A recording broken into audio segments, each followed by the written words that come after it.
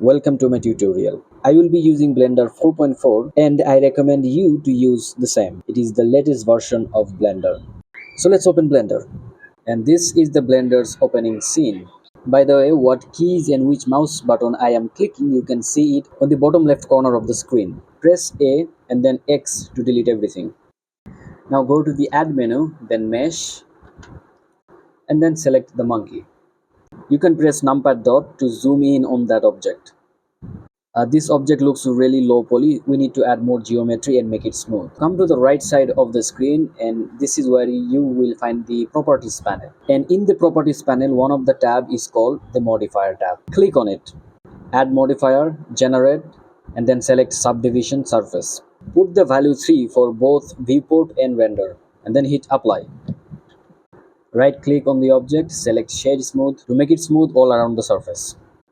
So this is what we are left with, and we need to turn this boring monkey into a skinny alive monkey. So how do you do that? The view you are currently seeing is a 3D viewport, and this 3D viewport can look very different depending on which mode you selected. Currently you are looking at the viewport shading. It's just a 3D model and no materials, no lighting, nothing. Now if I switch to material view, the object changes its appearance and it looks white. Although we have not added any material to this object, Blender by default add this white material too. And the object is only affected by its material in this view, nothing else. And then finally we have rendered view. In rendered view, the object will be affected by the material and the lighting and which environment it is in currently. At this view, the object looks terrible because we have not set up any light or any environment properly, but we'll get to that in a minute. Now let's switch back to the material view. In order to add material to this model, all you have to do is come to this tab of the properties panel, which is called material. Click new to add a new material and then rename it accordingly.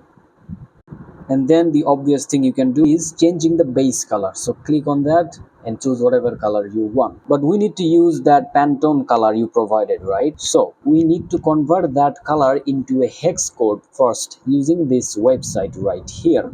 And then you select that specific Pantone color and then the hex code will be given. Now simply copy that hex code, get back to Blender, and here you can see the option to edit and place hex code. So simply paste it here and then hit enter. Whoa, this is your color precisely and accurately transferred to the model. But still it looks really plasticky and definitely not like a skin or any platinum silicon material. So in order to achieve that kind of feeling, we need to use something called subsurface scattering.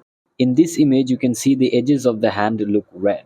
This happened because light is hitting those parts. The light goes subsurface, meaning it enters the skin, scatters around inside through the soft tissues and veins, and then comes back out. That's why you get that glowing red effect around the fingers. And for skin type material or platinum silicon material, the subsurface scatter is a regular phenomenon. So we do need to use that. And how do you apply this concept in Blender? Well, you have to come to this place called subsurface. Expand it and you can see a weight value. If you change this weight value, you are basically adding subsurface scattering to that object. But you cannot see the effect of this subsurface scattering in material view. You need to switch back to rendered view.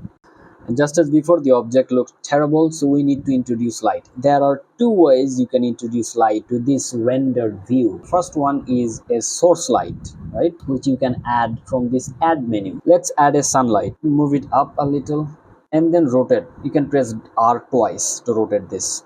All right, looks good. The other way you can add light to the scene is by coming to this world tab in the properties panel, and you can see the color. If you change this color from white to black, the entire environment becomes black to white and the object is affected accordingly. And click on the yellow dot on the color option and select environment texture. Click open and now you need to choose an HDRI image. It's just a 360 view of the environment. If you don't have any, you can download it for free from the internet. I'm going to select this sky environment. As you can see, immediately the look and feel of the object is completely changed. Now let's come back to that subsurface thing. Well, as you can see, nothing happening, nothing changing. Well, that is because we need to switch the render engine. Currently, the view you are seeing is produced by the Eevee render engine. If you go to the very top of this panel, you can see this icon. It is the render tab. click on that, and as you can see, the render engine is currently being selected EV. Switch it to cycle, and cycle is obviously slower. So now